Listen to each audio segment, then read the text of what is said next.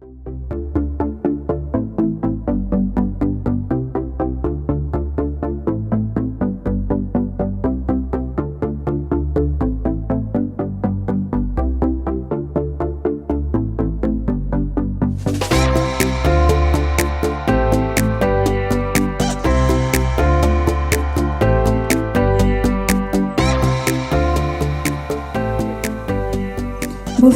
et bienvenue à nouveau à JV 2020 en ligne.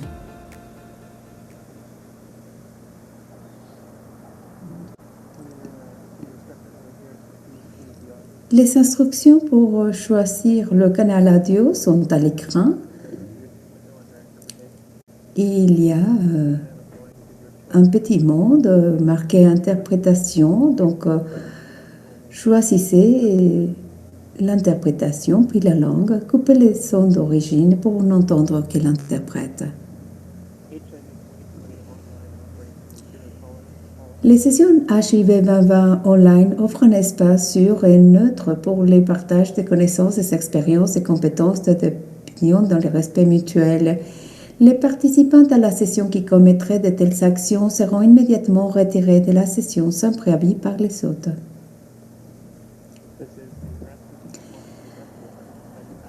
Ici, c'est la réponse de base à la guerre contre les drogues. Et nous sommes entrés dans les sujets de la crise de l'overdose et la réponse dirigée par la communauté. Donc, nous allons être transmis live par Facebook et par la suite, étant donné que cette session était enregistrée, nous saurons la mettre à votre disposition dans le canal de YouTube.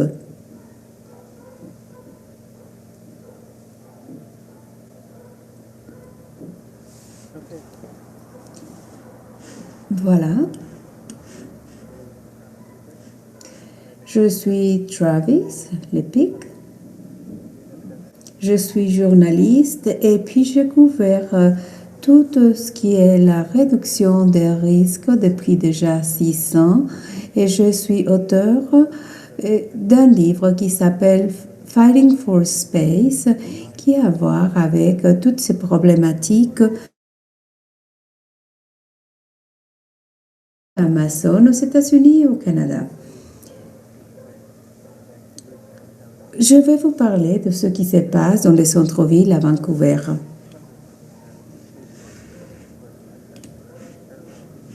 Voilà.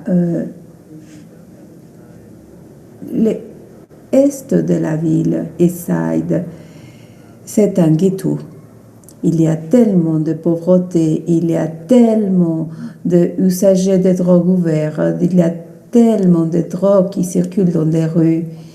Et puis, donc, vous savez que nous avons une population de 2 millions et donc il y a énormément de problèmes dans toutes les rues que vous verrez à l'écran dans quelques minutes. Donc, Eastside, c'est un site historique. Une des histoires qui me vient à l'esprit, c'est qu'une femme a été agressée et puis il y avait une autre femme qui venait la serrer dans ses bras. C'est un endroit assez particulier car vous pouvez être câliné par quelqu'un. Quelqu'un peut s'adresser à vous et puis vous serrer dans ses bras. Nous prions à Travis de partager son écran car on ne la voit pas à l'écran.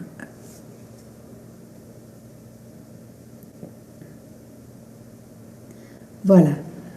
Voilà les centres-villes et les rues dont Travis nous parlait. Voilà. Merci, Rachel, de m'avoir signalé ça. Voilà, ça c'est une des communautés. Et ça, c'est le East Side, c'est le centre-ville. Ce sont quelques rues. Et puis, ça représente les sites où on peut avoir les injections. Et puis, bon, voilà, les réseaux de usagers de drogue vendus et les hôtels et des autres centres où on peut être traité. Où est-ce que je peux louer une voiture? Bon, quand Jean me pose cette question, je réponds tout de suite. Il n'est pas nécessaire car à pied, vous pourrez vous rendre partout dans le centre-ville.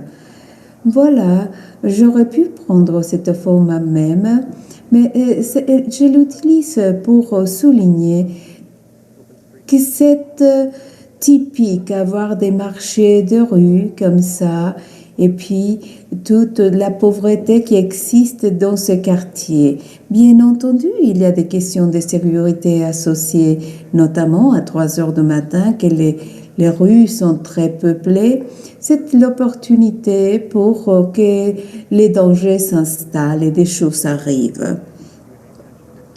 Nous allons avoir à la fin de cette session une séance de questions-réponses.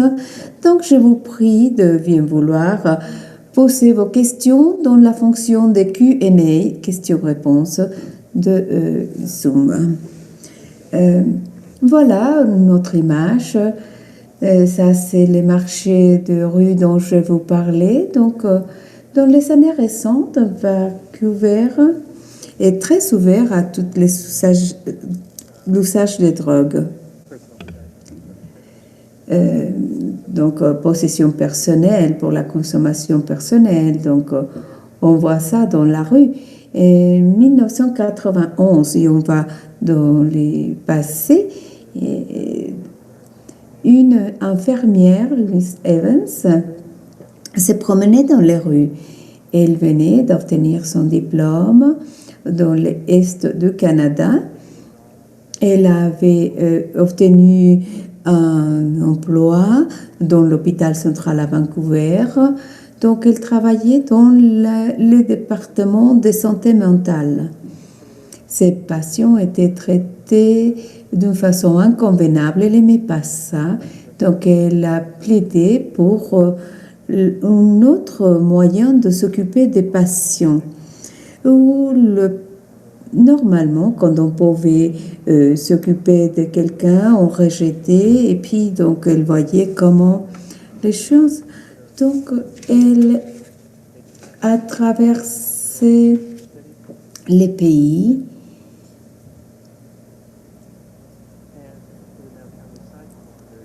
Et puis, quand elle flânait dans cette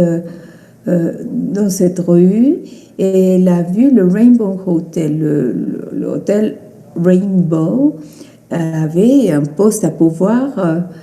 Et puis, elle a appliqué pour ce poste. Elle a passé l'entretien et puis on lui a dit qu'elle devait s'occuper des services mentaux. Et puis, elle est rentrée chez elle et puis elle a reçu un coup de téléphone en disant qu'elle avait le poste parce qu'il n'y avait aucune autre personne qui s'était présentée. SRO, c'est le terme qu'on utilise dans les villes à New York et à Vancouver. C'est-à-dire qu'on aura des petites chambres individuelles avec une salle de bain dans le couloir. Donc, normalement, à l'année 91, l'hôtel Rainbow était presque vide. C'est à l'époque qu'elle a eu cet emploi. Et puis, bon, elle a commencé à aider les gens de ne pas rester dans la rue. Donc, elle était à Portland, 70 personnes se sont enregistrées. C'était des personnes qui avaient été jetées dans la rue à plusieurs reprises dans une seule année. Lise disait que c'était pas normal. Et donc, elle a commencé à admettre des personnes. Elle a commencé avec ce cycle où les hébergements et des autres hôtels, lorsqu'ils s'étaient virés parce que c'était des usagers de drogues ouverts, elle disait, maintenant, venez ici, c'est chez vous. On ne va pas vous éjecter, on ne va pas vous mettre à la porte. Parce que normalement, il y a des choses terribles qui arrivent. Si vous mettez le feu, il va falloir téléphoner la police. Mais vous pouvez revenir toujours parce qu'ici, c'est chez vous. À mon avis, c'était une façon tout à fait révolutionnaire de s'y prendre à Vancouver à l'époque. Monsieur Thompson, il était à l'hôtel Portland. On s'était rencontrés à Londres. Marc est venu visiter Lise au Canada. Il est resté chez elle.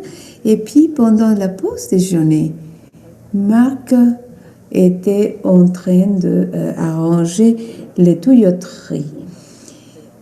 Des fois, il y avait le chaos à l'hôtel, bien entendu, mais il s'était fier d'avoir donné un foyer à quelqu'un, un chez-soi. Donc, ils ont donné un nouveau nom à l'hôtel. Maintenant, c'était le Portland Hotel. Puis ici, c'est l'hôtel Pennsylvania. Des choses extraordinaires ont commencé à arriver lorsqu'ils s'étaient accueillis dans cet hôtel et ils s'étaient contrôlés dans leur addiction.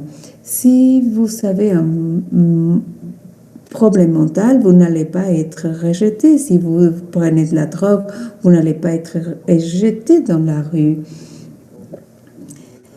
Les gens consommaient moins de la drogue, ils s'étaient mieux tenus et cette stratégie a été bien accueillie. C'était Lisa Vance qui était gentille avec les personnes qui logeaient là. Et puis, elle a eu des conséquences extraordinaires, des grands bénéfices pour ces usagers de drogue qui avaient des problèmes mentaux. Donc, c'était des conséquences non intentionnelles. Et arrivé, le Portland Hotel marchait bien et ils avaient des résultats assez intéressants entre Marc et Lise. Mais de l'autre côté de la ville, nous avions cette jeune femme, Livingston. Elle avait 3 enfants. Elle venait de quitter un mariage assez tourmenté. Et elle avait été élevée d'une façon assez intéressante. Très droitier, avec un mère, un père chrétien, pas de mauvais mots, pas des injures dans la maison, mais elle se souvient de sa mère. Quand elle avait l'âge de 5 ou 6 ans, elle s'en souvient d'avoir vu d'autres filles qui venaient voir sa mère. Elle était un peu plus âgée qu'elle. Et puis, plus tard dans la vie, elle a appris que sa mère, si catholique, avait une clinique d'avortement clandestine. Donc, même si elle avait une éducation très stricte, elle a appris qu'elle pouvait changer les règles si ça l'arrangeait. Et lorsqu'elle était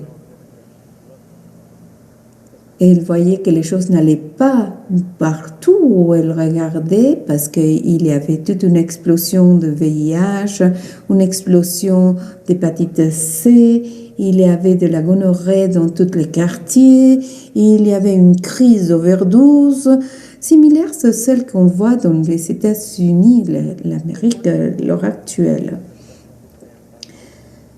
Donc, cet Osborne, qui était un beau mec, mais avec un passé assez tragique.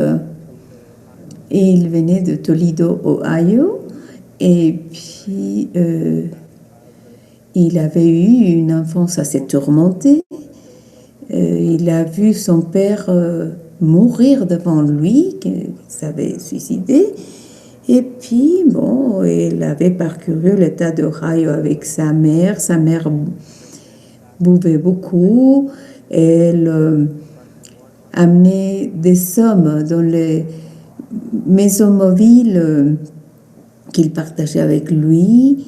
Et puis, il voyait sa mère dans ces situations-là. Donc, il a commencé à utiliser l'héroïne et éventuellement, quelques années plus tard, il avait quelque chose qui a eu à voir avec la guerre de Vietnam et puis il est arrivé au Canada et il a connu Livingstone.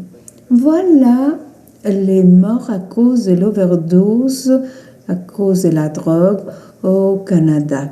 Voilà les overdoses par héroïne continue à grimper, et puis voilà le problématique à Livingstone.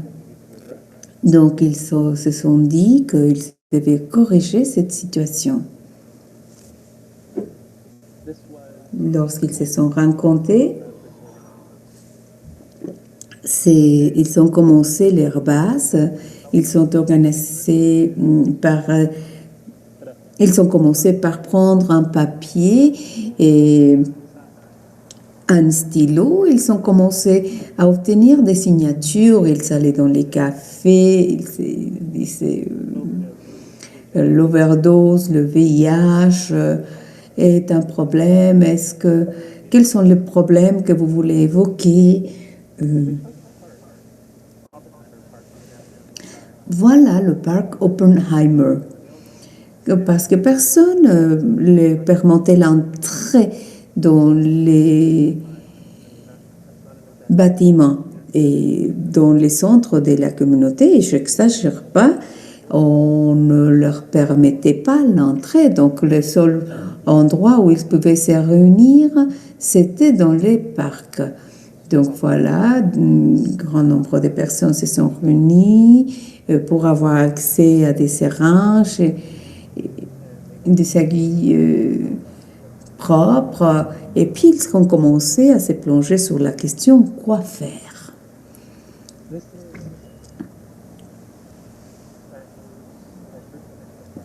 Voilà le groupe que se réunissaient dans le parc et puis finalement, ils ont trouvé un endroit où ils pouvaient être à l'intérieur. Voilà, il y avait des amis et puis il y avait des personnes qui avaient des copains qui étaient déjà décédés de surdose. Pas trop... À la fin de 1997, ce groupe a porté déjà un nom. Voilà, qu'ils continuent en activité à nos jours. Les Evans and Marthaus, c'était dans la société, maintenant ça s'appelle l'organisation qui donne l'hébergement des personnes qui habitent dans l'East Side. Nous avons donc la zone des usagers de drogue qui s'appelle Vandu. Vandu et le Portland Hotel Society ont commencé à travailler ensemble pour lutter contre ces crises d'overdose. Ils ont fait de bruit de couloir dans tous les quartiers et paraît-il que les personnes qui étaient en dehors de East Side ne se rendaient pas compte. Quelques années plus tard, un activiste, Dean Wilson, il vivait dans l'un des Portland Hotels, dans l'hôtel. Il faisait la distribution de la vente des drogues à l'hôtel, mais bon, pour être vrai. Et il a dit, moi, je peux m'aligner et je veux utiliser ça, le fait de, est-ce que je veux être un distributeur de drogue ou est-ce que je veux aider? Et c'est à ce moment-là qu'il s'est joint à Portland Hotel Society. Et puis voilà ce qui s'est arrivé. Si on rentre, on va être pris par les polices. On va marcher à l'intérieur, mais nous avons besoin de nettoyer tout. Votre nom, c'est Dean? Oui, mais il y a un problème. On va rentrer, on va nettoyer tout ça. On va se présenter. Venez.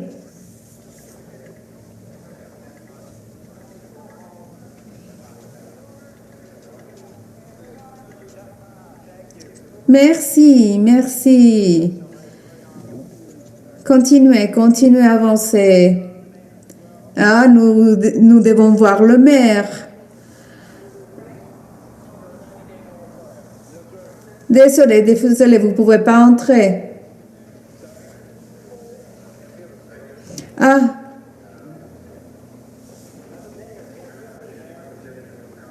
Où est le maire et où est le sous-maire? Deputy mayor. Voilà, ça c'est le dernier conseil. Moi, je voudrais demander le dernier conseil. Quel est le thème à traiter aujourd'hui? Il va falloir retarder notre procédure ici aujourd'hui. Attendez, est-ce que vous pourrez vous écarter pour qu'on puisse voir? Ce n'est pas le moment de non-action, c'est le moment est venu d'agir. Vous devez faire quelque chose. Je pense que vous savez, 90 jours sans action, vous êtes en train de nous faire une sentence à mort. Vous, étant que des représentations de notre ville, vous devrez venir et nous apporter une solution. Si l'un de vous mourrait tous les jours et il n'y aurait personne pour travailler ici au City Hall, alors nous demandons d'agir parce que c'est nos gens qui meurent tous les jours.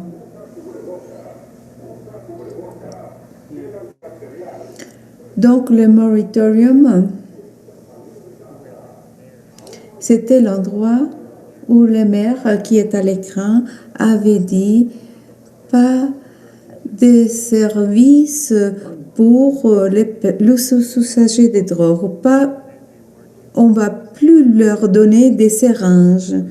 Et c'est ça qui les a mis en colère. Et c'est pour ça qu'on lui a dit, vous nous tuez une personne par jour. Voilà un problème très important pour le maire parce que ces groupes de base, c'était des personnes sans foyer et c'était que des gens qui, dans les années 90, avaient obtenu c'était en train d'être atteint de toutes les maladies possibles, le VIH, l'hépatite C. Et qu'est-ce que c'est un centre d'injection supervisé? Et qu'est-ce que ça voulait dire? Ils savaient ça en Europe et ils voulaient apprendre beaucoup plus à ces sujets. Donc, il y avait toute une campagne de formation, une photo assez connue de Wilson qui a été prise à Oppenheimer Park lors d'une démonstration à l'année 2000. 1000 croix pour 1000 habitants qui avaient décédé à cause du VIH et des surdoses de drogue. À Portland, ils étaient en train de mettre de la pression. Lindsay Evans, l'infirmière, est là, à l'intérieur d'une chambre, avec 12 autres personnes. Ça a l'air d'un centre d'injection. Vous ne pouvez pas rentrer parce que c'est illégal, mais bon, voilà, on simule là, il n'a pas de... Vous n'êtes pas empêché d'entrer dans une centre pour vous faire une coupe de cheveux, un styliste. Donc voilà. Moi, je veux mettre les clés. Nous allons ouvrir un centre si vous fermez le centre d'aide. Alors, le maire a éclaté et puis il y a eu tellement de pression politique à Vancouver que beaucoup de choses arrivaient. Il y avait des marches dans la rue, des démonstrations et tout. Et puis, dans la même salle où cette image était prise, voilà, ça c'était la première installation de... vous rentrez, vous allez dans votre cabine, vous vous injectez votre drogue et puis vous pouvez aller dans une salle où vous pouvez rester, puis vous continuez avec votre journée. Mais tout était contrôlé, surveillé et propre. Et voilà, ça a été atteinte grâce au plaidoyer.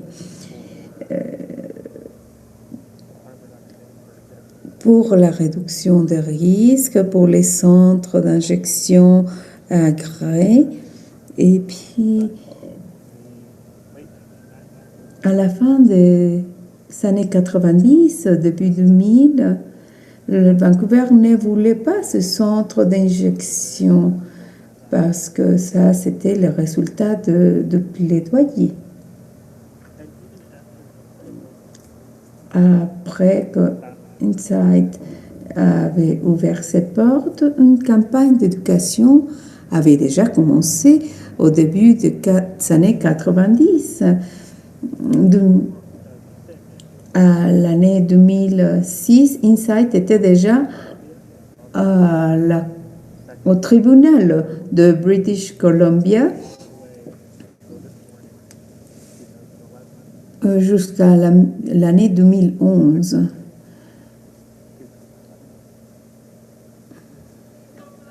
Et voilà, une des journées, le 30 septembre de 2011, devant les tribunaux.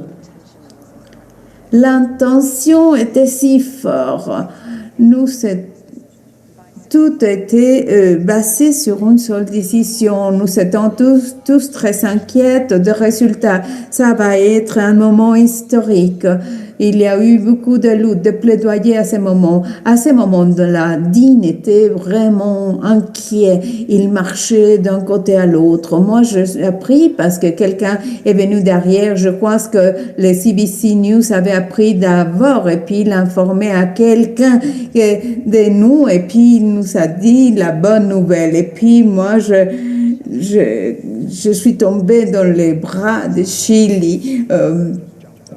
Il a sauté de joie et avec ses bras vers le haut, de la joie d'avoir entendu les résultats. Ça fait toute une vague qui parcourait tout mon corps d'émotion.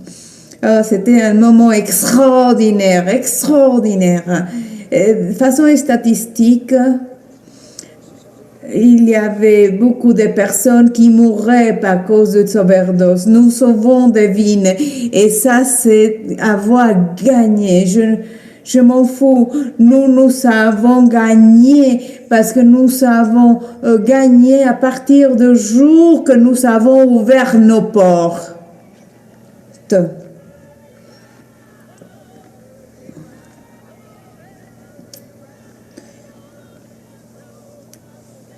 Insight sauve des vies. Nous avons gagné.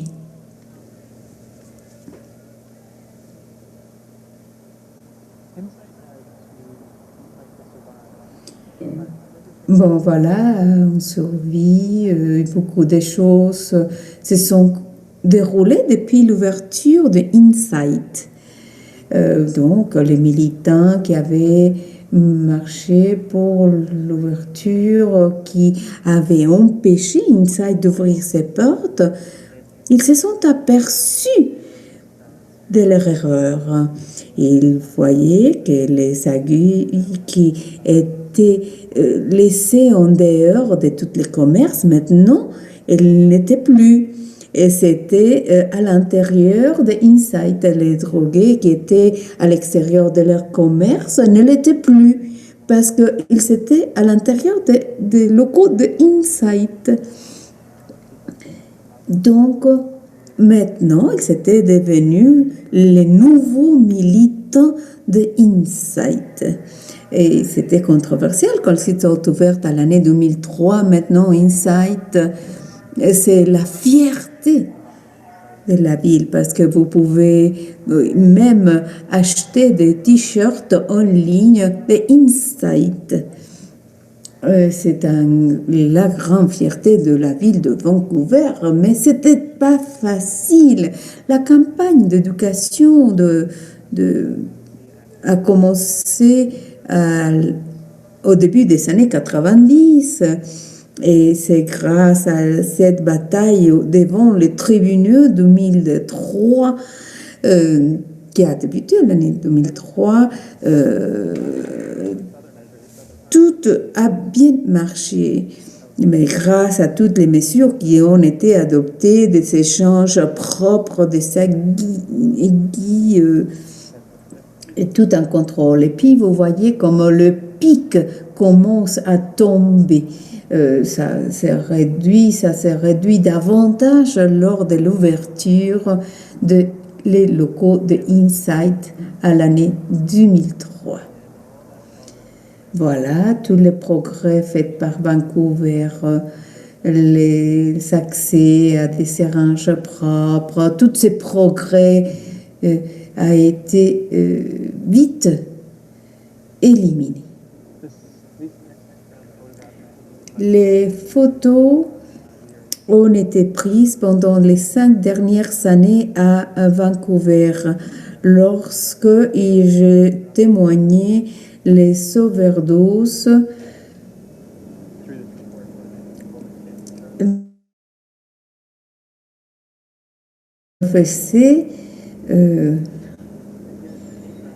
voilà le graphique qu'on avait déjà vu à 2 reprises. Le même graphique, nous ajoutons 10 ans à la fin. La crise que nous avons bien contrôlée grâce à ces centres d'injection propres et créés remonte à la crise, à cause de la crise d'aujourd'hui qui est beaucoup plus difficile. Et puis, c'est devenu quelque chose d'effrayant. À l'année 2016, cette époque-là, c'était terrible, un East Side, quand l'héroïne a été remplacée par des opioïdes de synthèse. Donc voilà, ils étaient en train d'aller dans les petites rues et pour chercher les victimes de ces overdoses. Donc ils allaient en vélo et ils étaient en train d'alerter tout le monde. Si vous voyez quelqu'un qui fait une overdose, prévenez-nous. voilà, l'intérieur de l'hôtel Portland. Ils ont commencé à faire des cours de formation de comment répondre à une overdose. Dans les hôtels Portland, ils ont dit s'il y a de l'overdose, moi je suis là jour et nuit, je peux aider. Et des actions comme celle-ci par une militante, Sarah White, qui travaillait avec Livingston à l'année 2016, vous devez vous souvenir d'elle car elle a été dans les 22.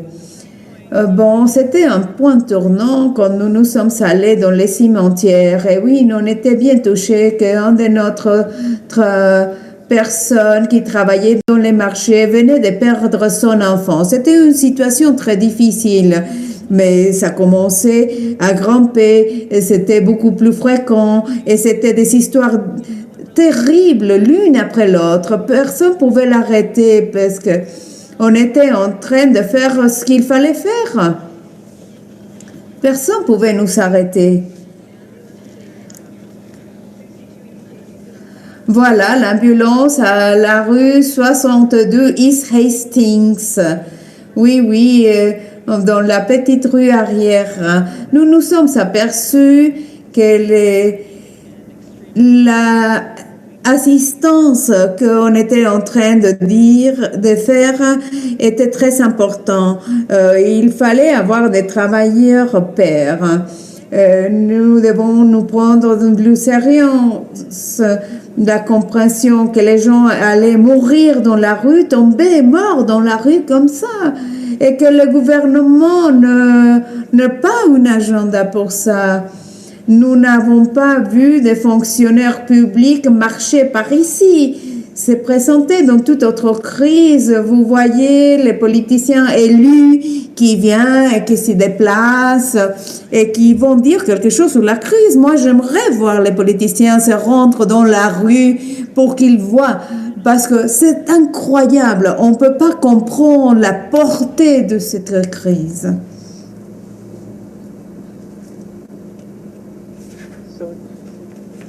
À l'année 2016, Sarah Blade, à gauche, un ancien employé de Portland Hotel et une cofondatrice des 22 se sont réunies parce qu'ils en avaient marre de ces surdoses. Donc, ils ont commencé à faire cet endroit.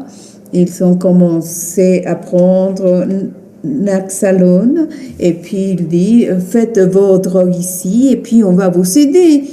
Bien sûr c'était illégal, néanmoins, comme Livingston avait appris de sa mère quand elle avait si les règles sont mauvaises, il faut les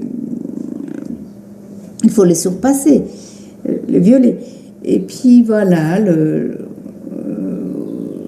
c'était là dans cette tente, elle s'était bien organisée, et puis ça c'était le 12e centre à Vancouver, dans un de ces Alice. Cette 12e génération, les gens faisaient un peu de vigile les nuits. Celui qui avait perdu une de ses amies à cause d'une surdose, tout le monde qui travaillait dans ces centres avait déjà perdu un être qui lui était cher. Et voilà, ce sont les 12e générations de sites d'injection propres. Et puis voilà, c'était pas compliqué, les choses allaient assez vite. Et oui, c'était illégal. Et voilà, les tentes à l'intérieur, comment ça se présente. Très basique, mais fonctionnel. Toutefois, 4 ans après, il y a plusieurs centres comme celui-ci. Personne n'est mort dans ces centres. c'est des actions très intéressantes pour la réduction des risques ont commencé à se dérouler. Voici un centre d'injection, mais à gauche, ce que vous voyez, ce sont des médecins. Des médecins qui ont installé leur petite table et ils ont demandé de l'accès Wi-Fi et puis vous venez ici, mais si vous voulez venir de ce côté, on peut vous prescrire le méthadone. Et il y a ceux qui ont traversé la rue. Et ce sont des bonnes choses qui ont commencé à se dérouler autour de tout ce site. Voilà les mêmes données qu'on a vues, mais maintenant nous avons les détails par mois. Puis voilà, 2016, vous voyez comment ça grimpait. Et puis, il y avait déjà un problème existant, mais quelque chose de terrible s'est arrivé à l'année 2016. Au départ, on savait de quoi il s'agit, mais quelques mois après, c'était des choses beaucoup plus dangereuses que les drogues de synthèse, le fentanyl a commencé à se répandre dans la ville. Je veux juste vous dire comment c'était terrible l'arrivée des fentanyl.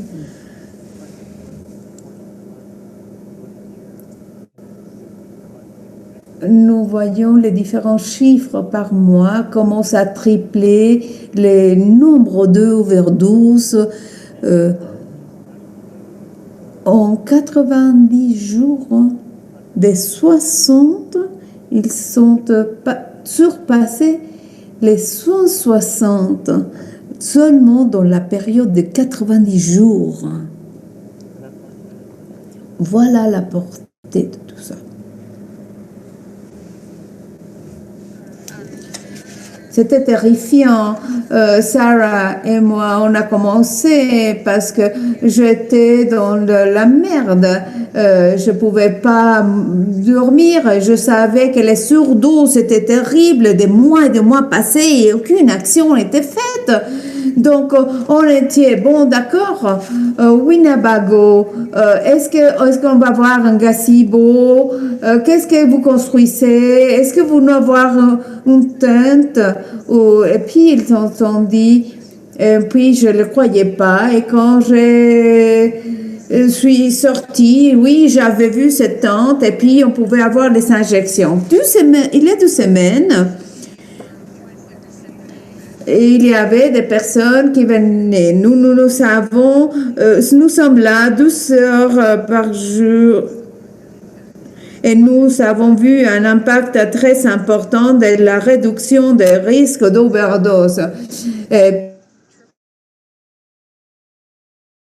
Oh non, il y a tellement d'overdose aujourd'hui que ça ne va pas continuer à grimper. Ça continue à grimper quand même. Et puis voilà, peut-être l'année d'après, c'est les politiciens qui nous disaient on va agir, mais non, on ne pouvait pas attendre.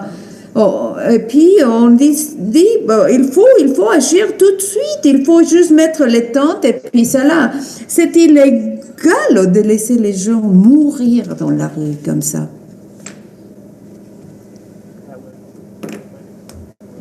Bien entendu, c'était à Livingston comme réponse à la crise de l'overdose des années 90. C'était cet hiver quand je faisais ma recherche. Donc, j'ai passé beaucoup de nuits dans les appartements en les interviewant sur la crise des 90. Et c'était terrible de travailler pendant ces jours. Je crois qu'elle était assez déprimée. Elle avait des difficultés de traverser cette créée dans les années 90 parce qu'elle croyait qu'elle avait déjà atteint quelque chose et maintenant elle se voyait au point de départ à nouveau. Donc c'était très très difficile. Bon, mais il y a eu quand même un progrès. La deuxième génération de sites d'injection ont resté, on ne les a pas enlevés, puis quelqu'un va reconnaître le, à gauche de l'écran la taille qu'on avait dans au tribunal. C'est le même. Bon, voilà, j'adore cette photo. Et Sarah Light avec son site d'injection illégale. Et puis voilà, le ministre de la Santé qui voit comment les gens prennent un usage de drogue illégale dans un site d'injection illégale. Et puis, bon, finalement, ils ont quand même attiré l'attention de la classe politique. Bon, dans quelques endroits, maintenant, ils en avaient des centres à l'intérieur. Ici, voilà, le site d'injection, maintenant, qui sont en train de répondre à une overdose. Vous regardez comment un centre peut être basique. Ici, c'est juste le couloir, l'un des hôtels Portland. Oui, voilà, vous savez, juste un sac de billes, et puis, et voilà l'image de ce genre de site. Ici, c'est le centre d'injection et de fumeurs où vous pouvez fumer. Vous voyez les amphétamines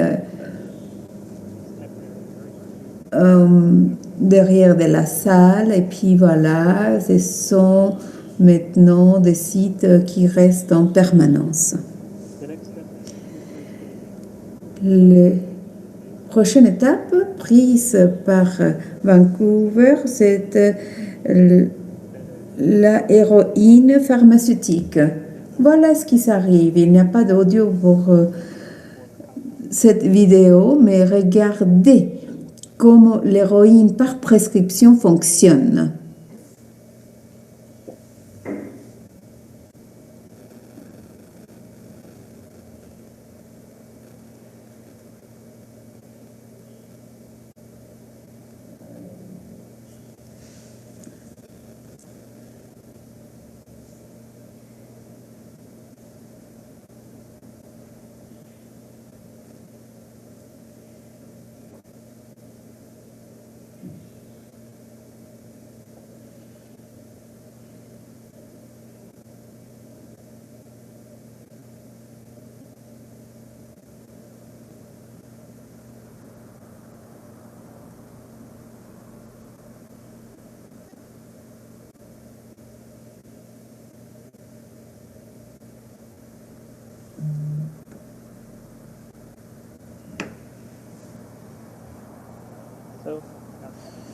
Donc, maintenant, c'est une infirmière dans une clinique, au lieu d'être dans la rue. Et puis, voilà, sous son tente. Voilà, en Bandou, on a commencé avec le plaidoyer. C'est ça qu'on a pu obtenir. La crise continue à Vancouver. Voilà une photo. Quand j'étais au coin de la rue, il y avait 7 ambulances dans cette rue. Les 7 ambulances répondent à 5 overdoses qui ont eu lieu en même temps.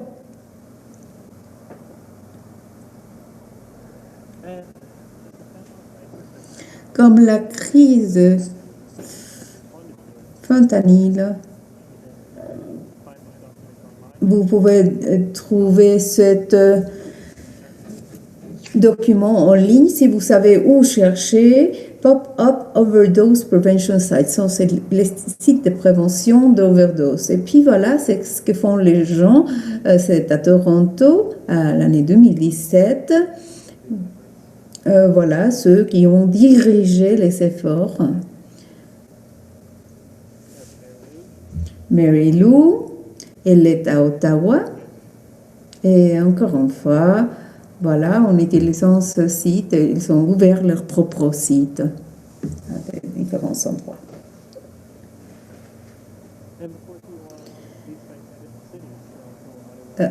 Toronto, Ottawa, Montréal, voilà, plus officiel. Et puis maintenant, nous avons ces installations agréées par tout le Canada. Plus de 60. Espérons que le nombre continue à augmenter. Et des choses similaires arrivent aux États-Unis.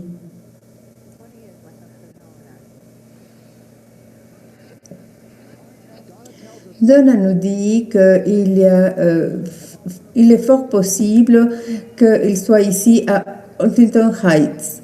C'est un échange des seringues, une des toilettes les plus controversielles. Les personnes comme Taylor viennent ici pour faire utilisation des drogues, mais qu'ils vont être traités à naxolone qui va couper les effets de la surdose. De toute façon, ils vont le faire. Ils vont le faire au-dessus du pont. Moi, je préfère qu'ils le fassent dans mon toilette. Au moins, je sais que les gens sont là et ils ne vont pas faire une overdose.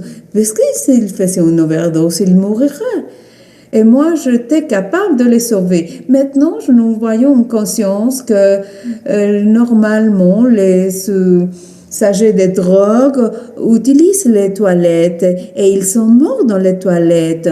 Donc, maintenant, on prend toutes les consignes nécessaires pour que les gens ne meurent pas à l'intérieur de nos toilettes. Voilà le seul site autorisé. 400, il y a eu 3 millions de visiteurs et pas une seule mort.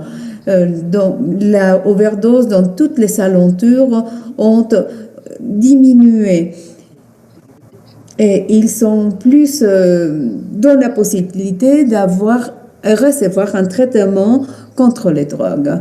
Et comment est-ce que l'interaction entre les applications de la loi, l'État nous a permis d'avoir accès à des endroits propres et d'autres suggestions de comment les toilettes fonctionnent pour avoir des seringes propres. Voilà les programmes de toilettes. Ils viennent ici, ils vont mettre tout ça ici, et puis s'ils sont de la cocaïne, il y a aussi pour que les gens puissent l'utiliser comme un filtre. Peu importe la drogue qu'ils vont utiliser ici, ils ont aussi un chronomètre pour voir le temps qu'ils passent ici. C'est une façon provocatrice pour réduire les morts à cause des drogues. Mais maintenant, on le voit comme une solution pour un problème beaucoup plus vaste. Il n'y a pas un fin heureux à cette histoire. Depuis la COVID, c'est devenu pire. Depuis l'arrivée de la coronavirus, nous espérons que toutes ces histoires de militantisme, de plaidoyer à Vancouver, puissent aider les autres. Vancouver a déjà traversé par cette crise et je vous remercie de votre attention.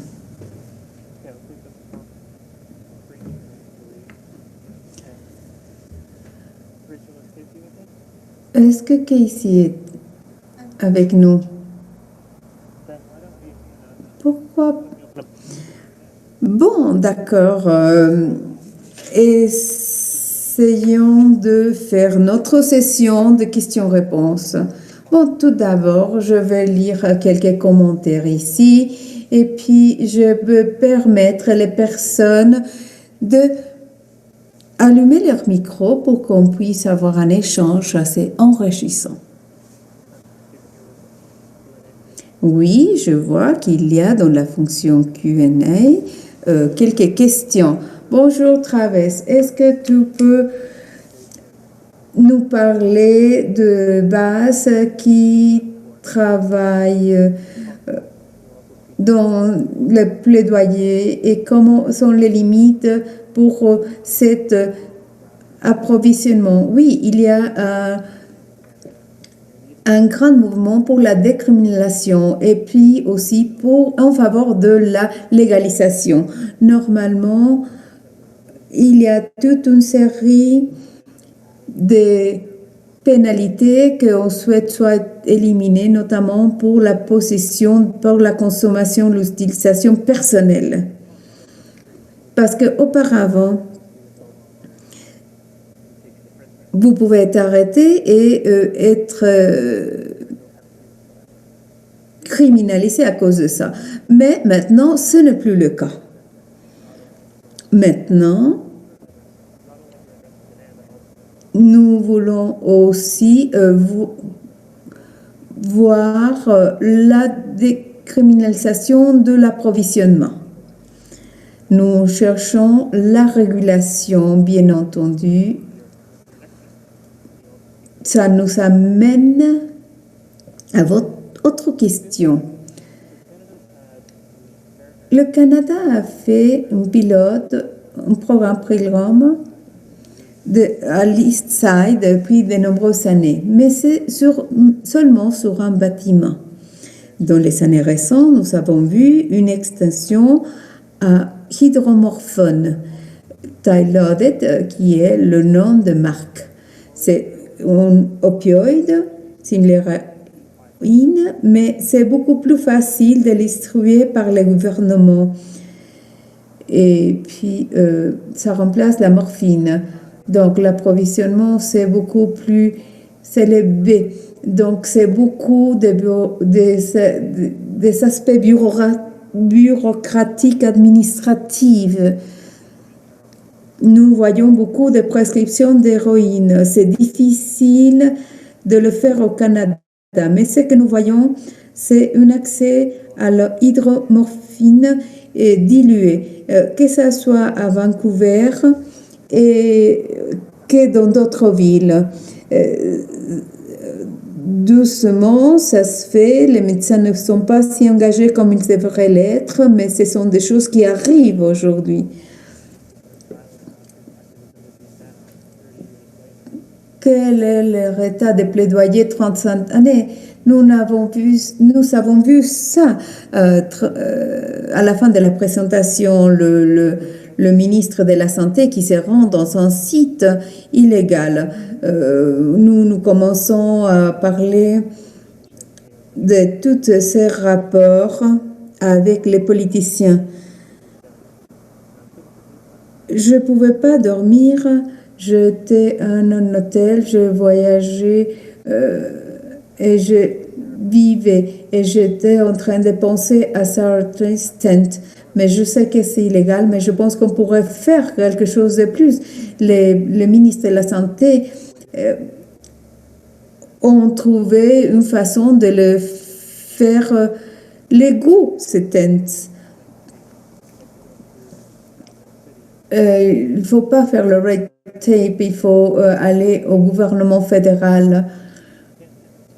Nous ne pouvons pas ouvrir les centres du jour au lendemain, mais nous pouvons ouvrir les sites d'overdose. Ça, oui, on peut le faire. Et qu'est-ce que c'est? Bon, c'est une nouvelle catégorie des centres. C'est comme ça qu'on a contourné le red tape pour avoir les sites aigris très vitement.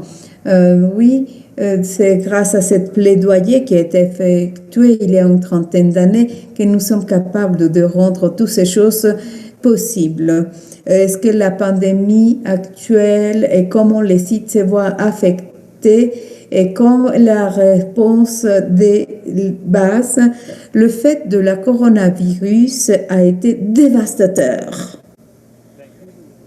Vancouver commençait à contrôler les choses sur la crise de l'overdose, des 160 par mois, on les avait réduits à 100 et puis après à 60 morts. Donc les choses commençaient à s'améliorer. Mais il y a eu le coronavirus. Quelques centres ont fermé temporairement.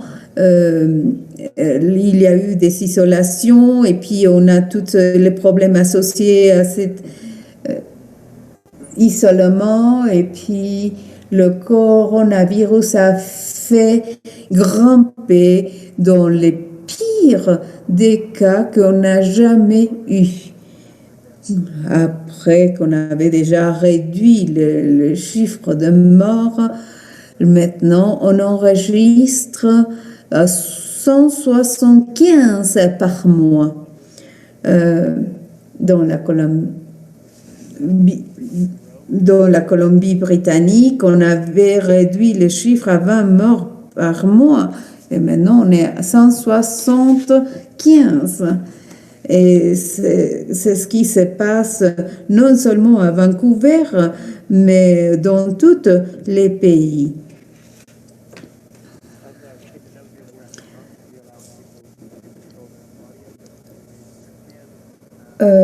Si vous levez la main, je peux enlever le mute pour que vous puissiez participer ou qu'on puisse vous entendre.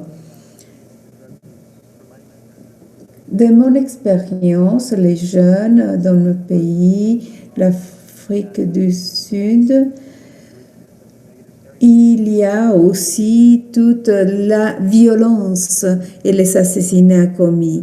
Ben oui, la réduction de la sécurité, il faut tenir en compte le contexte local.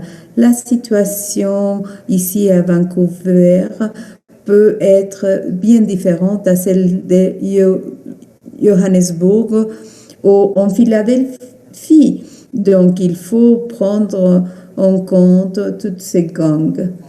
Oui, bien sûr, la pauvreté, la santé mentale. Nous n'avons pas des armes à feu. Ici, à Vancouver, il n'y a pas de armes à feu comme ça peut être permis de les savoir aux États-Unis ou à Johannesburg.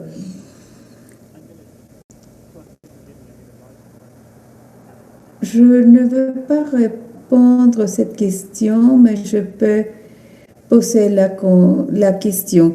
Qu'est-ce qu'il vaut mieux? Avoir une site ouverte et connue ou avoir à une personne de le faire de façon clandestine dans la rue sous un pont? Les personnes ont toujours salissé des drogues pour des milliers d'années. Et si on voit que la consommation d'opioïdes synthétiques augmente et qu'on voit l'augmentation des morts, et on peut faire quelque chose. Les gens vont continuer à mourir s'ils utilisent ces drogues. Je pense que la seule option, c'est qu'on sort ça de l'ombre, parce que ça va placer les personnes dans un endroit plus sûr. Il n'y a pas de stigmatisation. Au lieu qu'il y a un trafiquant sur leur dos, derrière eux, ils vont avoir une infirmière. Donc, autre service de site sûr, on est en train de comment est-ce qu'on peut avoir accès à des preuves d'évidence pour pouvoir installer un centre? Ce n'était n'était pas qu'un site d'injection à l'époque. Bon, bien sûr, il était, mais il y avait tout autre service qu'on proposait à la fois. Lorsque vous rentrez à Insight, vous donnez votre nom. Vous pouvez, il ne faut pas que ça soit un vrai nom. Vous pouvez vous s'appeler autrement. Mais tout le monde sait qu'à Insight, il y a des connexions à méthadone. Il y a aussi des liens pour faire de la détox si vous le souhaitez. Beaucoup de personnes ne connaissent pas le nom Insight, mais il y a dans le même bâtiment, vous pouvez aller Insight, injecter votre drogue, mais il y a un lit disponible pour vous. Et puis vous pouvez monter, aller avoir accès à ce lit et vous désintoxiquer. Les sites d'injection au Canada ne sont pas que des centres d'injection, ce sont les endroits holistiques pour vous en sortir des drogues. Un site d'injection au Canada a des autres services. Est-ce qu'il tombe dans une classification différente s'il propose d'autres services? Non. Ces nouveaux sites n'offrent pas d'autres services. Il y a de bonnes raisons et de mauvaises raisons pour cela. Ça limite les services associés. Ces 12e génération sont beaucoup moins coûteux et plus rapides dans leur ouverture. Un centre agréé par le gouvernement doit passer par toutes les problématiques administratives, si vous voulez.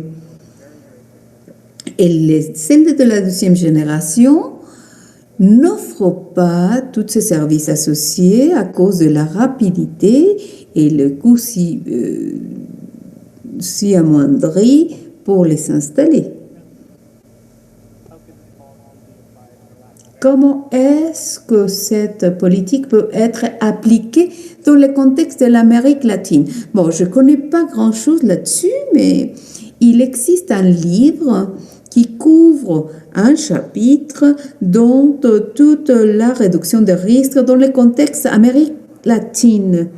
C'est un ami à moi, Johan Haring, s'appelle Yosuke, et il y a une traduction vers le portugais de ce livre, peut-être aussi en espagnol. Et il y a un chapitre dans la version en portugais qui parle comment cette réduction des risques peut être mise en œuvre dans le contexte latino-américain.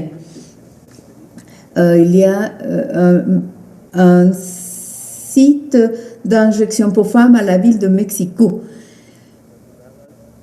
Dans les favelas à Rio de Janeiro, il y a des services pour ceux qui font du crack.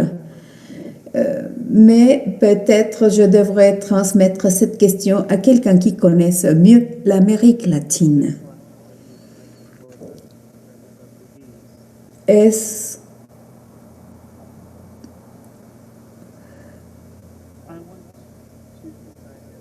Je vais vous dire que l'opposé est arrivé à Vancouver. À Vancouver, c'était le centre de l'épidémie de VIH dans les années 90.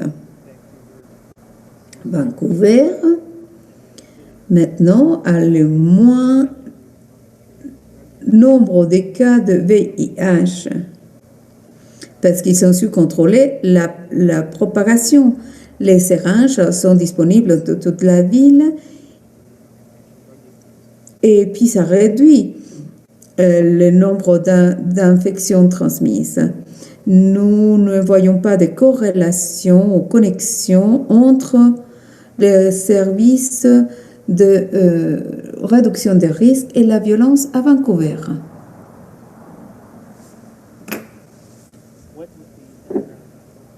Quel est le profil démographique des usagers de drogue à Vancouver? Et ceux qui font le overdose de différentes drogues, bon question, la plupart des overdoses à Vancouver affectent une population, on est spécifique, blue collar, col bleu, qui travaille peut-être dans la construction, ce genre de métier. Ils font les overdoses par combinaison des drogues. Il ne s'agit pas à une seule drogue. Ce n'est pas que la cocaïne seule ou autre drogue seule, c'est la combinaison des drogues qu'on voit. Benzodiazépine, qui est une overdose très difficile à traiter. On peut répondre aux opioïdes avec naxazone,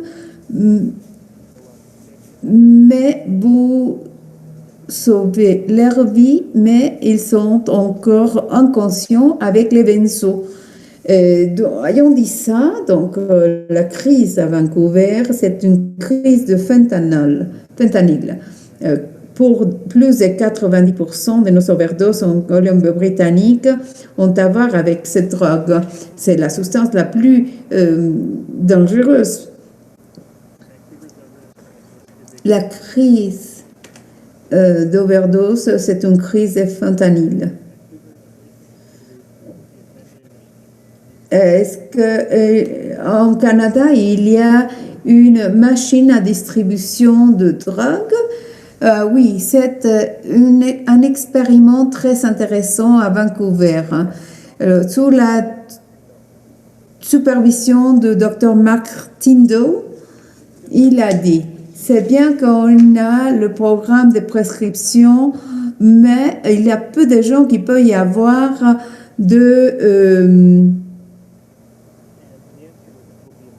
d'accès. Mais c'est très coûteux.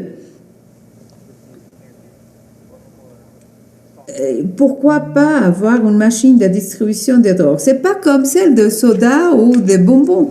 Non, c'est une espèce de ATM à haute sécurité et qui demande l'identité, qui demande votre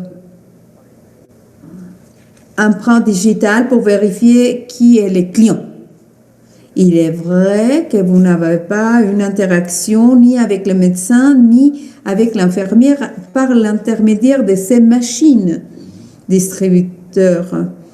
Mais les consommateurs de drogue à Vancouver demandaient non seulement les programmes de santé, mais ils veulent avoir accès aussi aux drogues sous leur propre autorité personnelle. Ils ne veulent pas avoir avec le docteur, le médecin ou l'infirmière.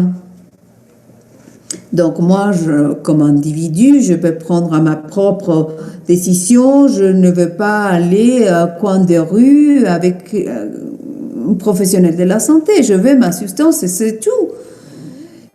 Et je veux, par exemple, hydromorphone dans mon corps. Et c'est ça que le distributeur propose. Et ils ne proposent pas toutes les drogues. Et donc, ils veulent avoir le contrôle sur leur propre corps. Et c'est à cette population qu'on s'adresse. C'est les bénéfices, bien sûr, qu'il y a des inconvénients à ne pas être en contact avec un médecin ou une infirmière. Je ne vois pas de mains levées. Si vous avez des questions,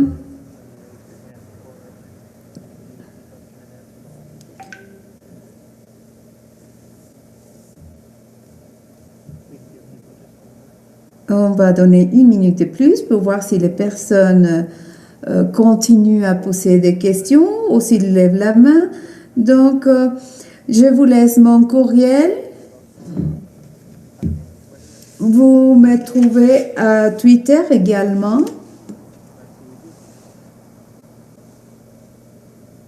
Je suis Travis Lupik.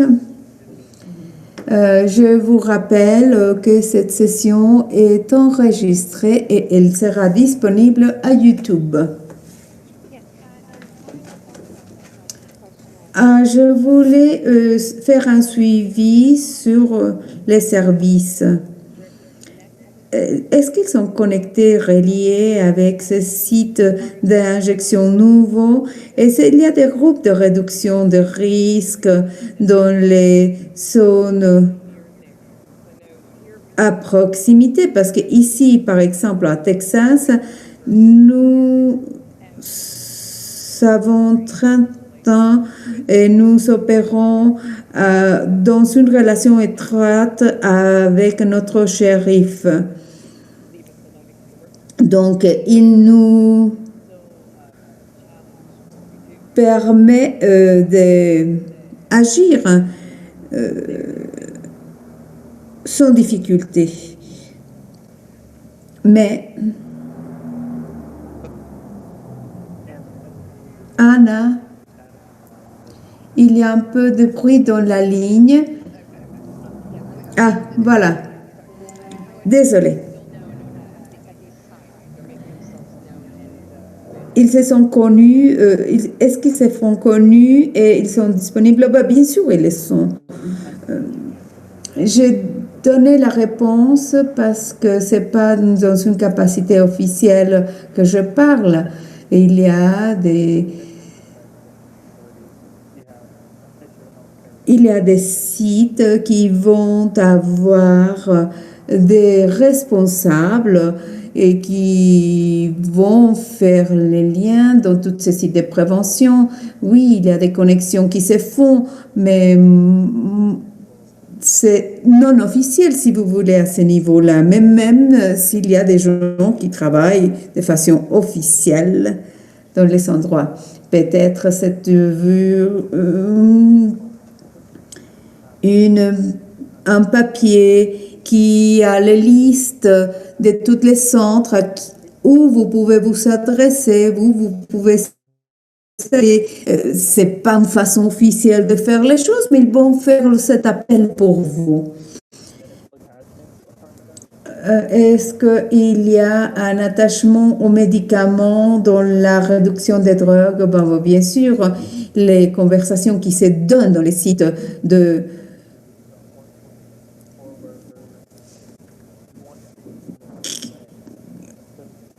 qui ont lieu, bien sûr, ça dépend de la personne, parce qu'il y a ceux qui ne souhaitent pas qu'on s'occupe de eux, mais il y a aussi ceux qui veulent être reliés avoir accès à des traitements, et à ces moments-là, on peut le canaliser, on peut le relier à ça. Mais on respecte votre autonomie si vous ne le souhaitez pas. À vous de faire les choix. Si vous voulez continuer à utiliser les drogues sans aucun lien avec les connexions, sont disponibles à la demande de la personne. Est-ce qu'il y a quelqu'un d'autre qui souhaiterait lever la main?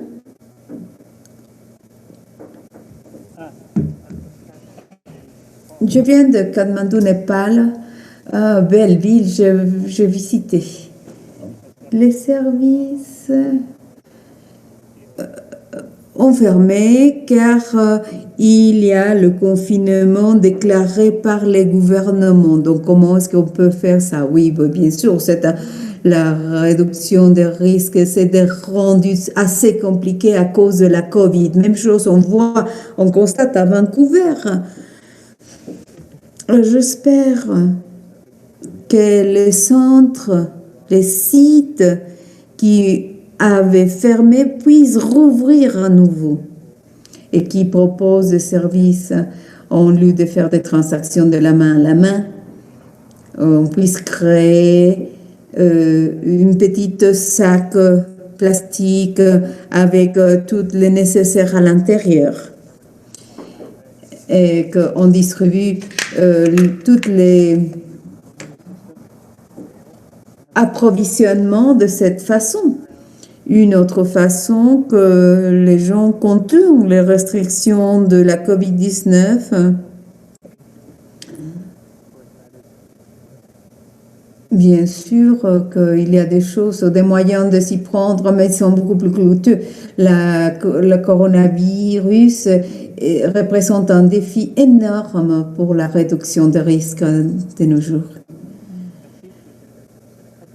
Je vois qu'il y a des demandes pour obtenir plus de données sur ma présentation. Les gens sont en train de partager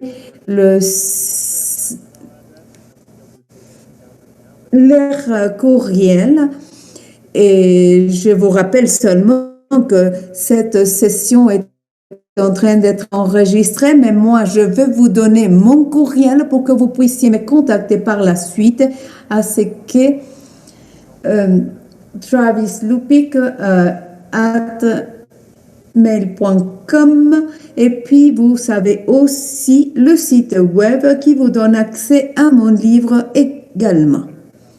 Je suis aussi sur Twitter et le site web.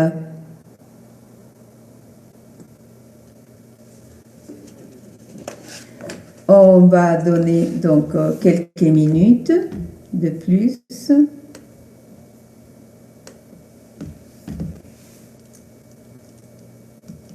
Pour les réactions de notre public.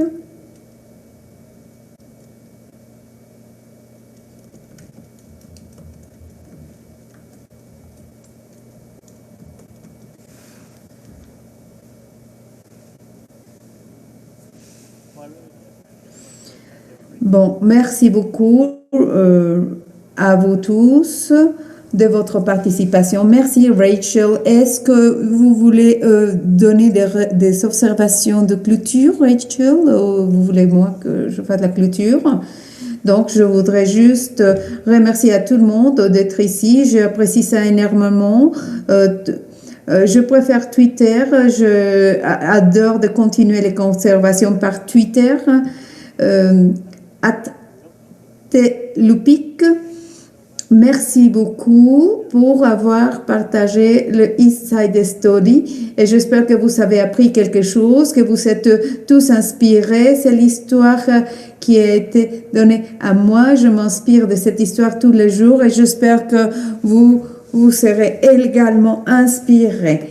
Et je veux remercier aussi les organisateurs de HIV 2020.